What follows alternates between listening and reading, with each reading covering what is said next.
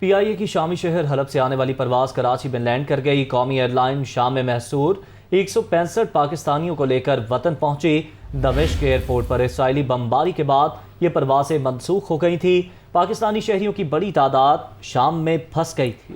تو پی آئی اے کی شامی شہر حلب سے آنے والی پرواز کراچی میں لینڈ کر گئی ہے۔ اسی بارے مزید جان لیتے ہیں بیورو چیف کراچی اسلم خان سے۔ جی اسلم، اپڈیٹ کیجیے گا۔ دیکھیں، شام میں پاکستان کے سفیر نے سی او پی آئی اور حکومت پاکستان کو ایک مکتوب لکھا تھا جس میں کہا گیا تھا کہ شام میں تقریباً 165 جو زائرین ہیں ان کو فوری طور پر کراچی پہنچانے کا انتظام کیا جائے۔ پرواز پی کے 8136 سے 165 زائرین حلب سے کراچی جو ہے وہ اب سے تقریباً 1.5-2 گھنٹے پہلے کراچی ایئرپورٹ وہ پہنچ گئے۔ اپنے وطن کی سرزمین پر پہنچنے کے بعد جذباتی مناظر میں دیکھنے میں آئے زائرین نے پاکستان زندہ باد کے نعرے لگائے اور پاکستان کی جھنڈیاں لہرائیں۔